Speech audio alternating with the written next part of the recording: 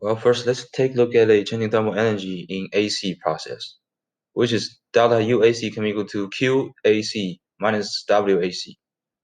And we know the heat in AC is about negative 175 Joule, and the work done by the gas during the AC process is negative 35 Joule.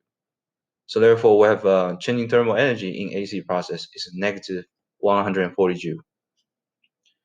And we know that changing thermal energy in AC should be equal to changing thermal energy from ABC. It's because they have same displacement, okay? So therefore, changing thermal energy in AC process is equal to, changing thermal energy in ABC process is equal to negative 140 Joule. And we know that delta UABC can be equal to QABC minus WABC. So therefore, heat in ABC process, which is QABC, can be equal to delta UABC plus WABC. And in the question, we know that the work done by the gas during ABC process is negative 56 Joule. So therefore,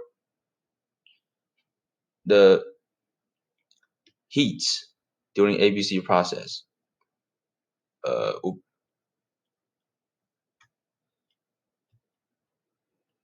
should be equal to the changing thermal energy, which is negative 140 Joule, plus negative 56 Joule. And this will give us negative 196 Joule. And the next question, it was asking us, well, what is the work done for path CDA?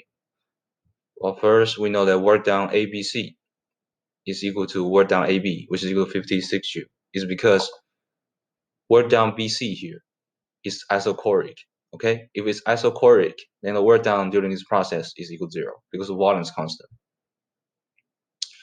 So, therefore, we know that work done, or you can say the process during AB process is isobaric process because the pressure is constant. So, PA should be equal to PB. And then we have work done AB is equal to negative PB times delta VAB. Delta VAB is the changing volume between point A and point B. And we also know that work done CDA should be equal to work done CD because work done DA is equal to 0 because it's isochoric process. So we know work done CD, or you can say the CD process is isobaric process because pressure is also constant during that process. So we have PC is equal to PD. Then we have delta, WCD is equal to negative PC times delta VCD.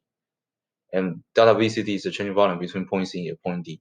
And if you take a look in the graph, you can tell that the changing volume of CD is in the opposite direction when it compares with the direction of the changing volume in AB. And in the question, it was also saying that pressure at point C is half of the pressure at point B. So if we substitute back into the equation here, then we have work CD is equal to negative 1/2 PB times negative delta VAB, which is 1/2 PB delta VAB. Then we have work done CD is actually equal to negative work done AB over 2. Okay? And therefore we have work done CDA is equal to negative work done ABC over 2. And when the work done ABC, which is the work done during ABC process, is given as negative 56 Joule. So therefore, we can determine the work done during CDA process, which is equal to negative 56 Joule over 2. And this will give us 28 Joule. And for the next question, well, it was asking us the heats for the path CDA. Well, we know the changing thermal energy in path CDA can be equal to the negative changing thermal energy in path ABC because they are moving in the opposite direction. Okay, so which is equal to 140 Joule because changing thermal energy in ABC is negative 140 Joule. So therefore, we have a changing thermal energy CDA should be equal to heat in CDA minus the work done in CDA. So we have heat is equal to changing thermal energy plus the work done, which will have 140 Joule plus the work done. Remember it was let me see, it was 28 Joule. So plus 28 joule, which will give us 168 joule. And for question D, well, we know that UA minus UC can be equal to a delta U C2A, okay, because C is the initial point and A is the final point in this case. So we know delta UCA can be also equal to delta UCDA because they have same displacement. So therefore, it's equal to 140 joule. And for question E, well, we know QDA can be equal to delta U dA plus work dA, which is turning thermal energy during dA process plus the work done during dA process. Okay, which is equal to delta U dA.